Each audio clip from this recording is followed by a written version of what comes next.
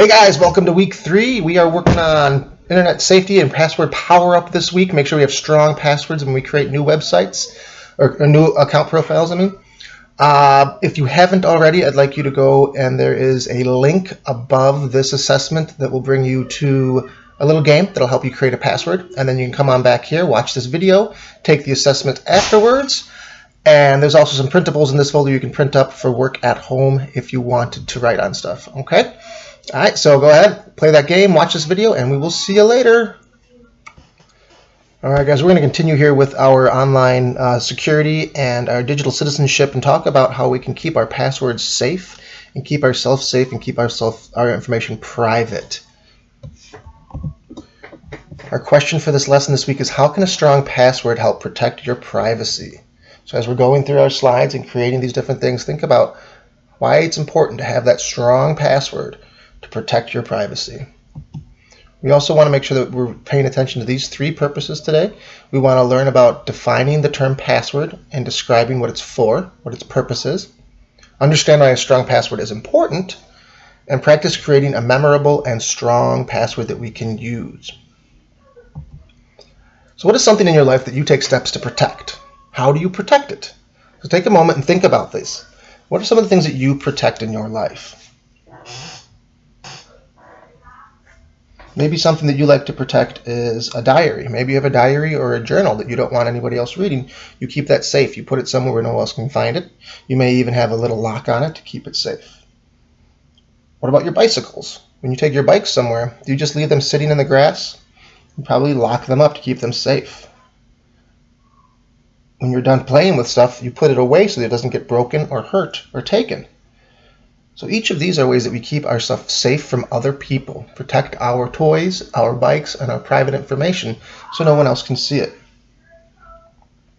So what about when we're using devices, like a phone or a computer? How do we limit who can access something like this? Why would you limit somebody's access to your phone or your computer? On our phones, we have multiple ways. We have ways we can use a fingerprint scanner to get into our phones. We can use a picture lock.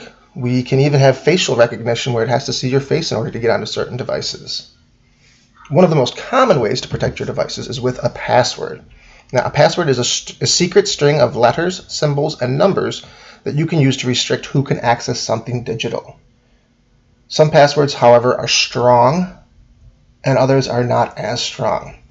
We want to make sure we create something that's harder for people to figure out, but still something that's memorable so we won't forget it. So we're going to look at why strong passwords are important and how you can make sure yours are strong.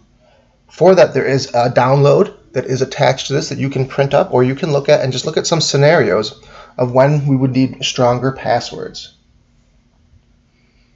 All right, some of them are, and I want you to think about these.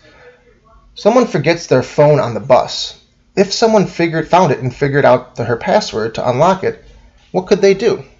If she had an easy password and they were able to figure it out and unlock her phone, what could they do? Or someone writes his email address in a notebook and leaves it open while he goes to the bathroom. If someone saw his email address and figured out his email password, what could happen then? Here's another scenario for you. Someone goes over to their friend's house to play an online video game.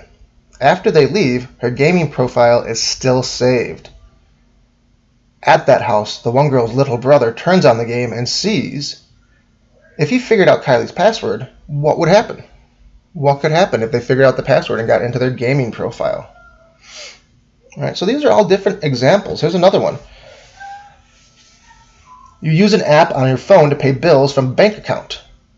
If someone figured out the password to the app, what could happen?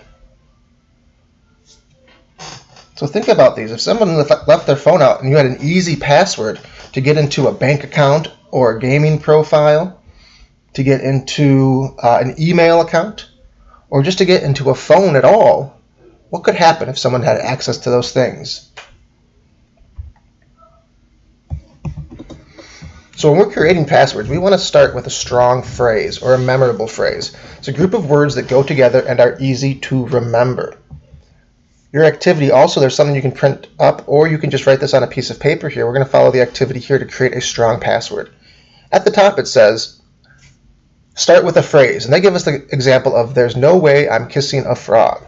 So what you want to do is you want to pick a phrase that's memorable to you that might not be memorable to other people. Something that's going to stick in your mind so you can remember those letters. You're going to write down just the first letter of each word in the phrase, and then choose some to capitalize. Capitalize a couple of them. Now add one or two memorable numbers in there as well, either at the beginning or at the end. You can also replace some of those letters with a number.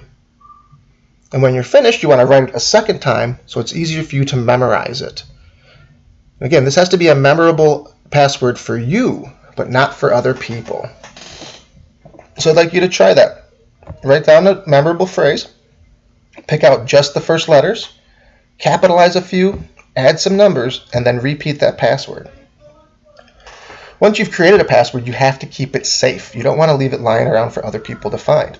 So if you do write your password down on a piece of paper, find a safe place to put it that no one can find it. When you're creating these passwords, here's some tips to remember. Start with that memorable phrase.